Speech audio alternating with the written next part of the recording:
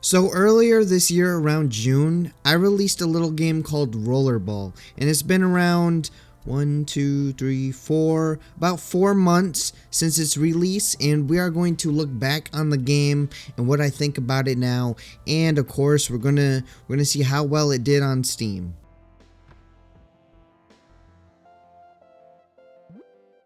Alright, so we are on the page for the game. I gotta be careful what I show here because there's some information there's something I probably shouldn't show that's somewhere around here, and I just gotta be careful of it, like names and other information. But this is the game's page right here, so we're just gonna go down through everything right now, and just every stat is going to be shown in this video basically. So lifetime Steam revenue, gross revenue, because it's gross, it's disgusting, let's never talk about it again.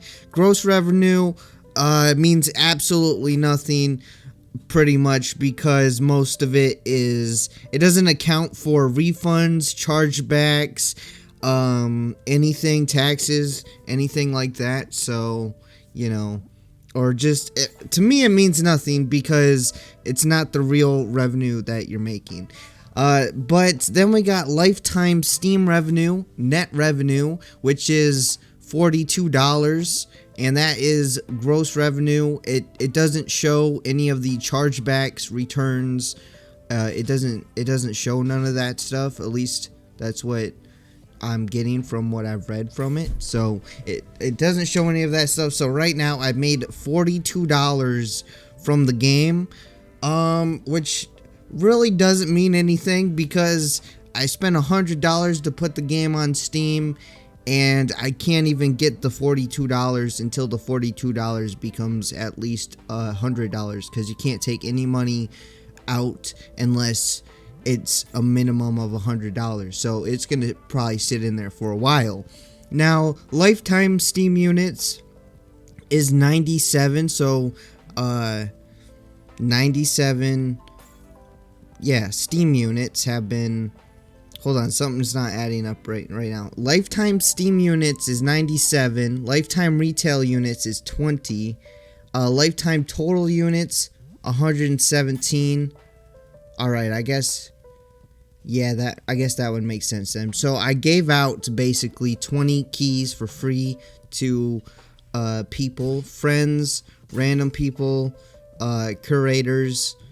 I don't think curators count in this, but I gave out 20 keys to random people and friends. So that is what the retail units is. And lifetime total, 97 people have purchased the game, and total 20 people have gotten keys from me. And 49 units out of the 117, or the 97 units that was purchased, 49 of them have been returned. There was actually, we'll get into that later, but most of them were, it's kind of weird. But current players is 1, because I just played the game to get some recording footage. Daily active users average past 7 days was only me. That's me. The one person is me because I just recorded some gameplay of it to use in this video.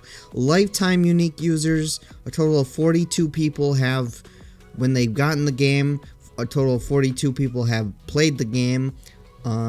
So I guess that lines up with the Steam revenue, $42, 42 unique users. The game is $1.99, and it's been on sale quite a few times to $1. So something like that.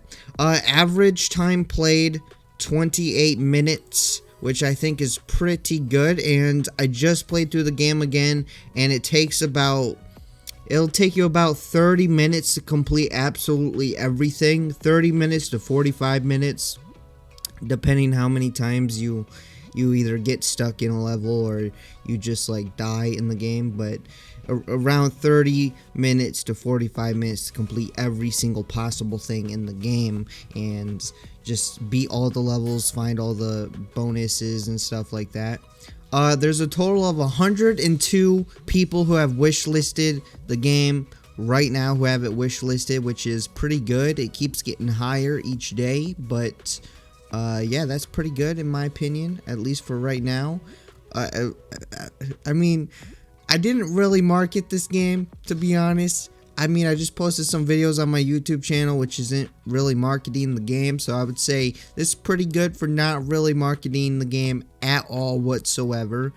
And then the rest is basically the same information that's up here, so we're not really gonna look at that. But I would say overall it is definitely a loss, but it's not that bad for a game that I was mostly making to learn how to do things and, you know, learn what it takes to put a game on Steam. I actually didn't think this game would ever come to Steam, but it did, and I'm quite happy to have a game on Steam. Alright, so now if we look at the refund data for lifetime, we can see that 50 units were returned out of 97 sold. Out of 97 units sold, 50 of them were returned. Now, most of them were returned due to either chargebacks, fraud, payment issues, or refunds. 50.5% of them. I don't know exactly what is going on there, but that's 50.5% of copies of the game were chargebacks, fraud, or payment issues. So that's something to think about. Only one person has actually refunded the game through Steam, and they refunded it because they said it wasn't fun, and they didn't leave any note. So I don't know why they, you know, thought it wasn't fun, because they wrote no notes, but hey, you know, they thought it wasn't fun, and that's fine. You know, not everyone is gonna, it's not gonna be everyone's cup of tea, as they say.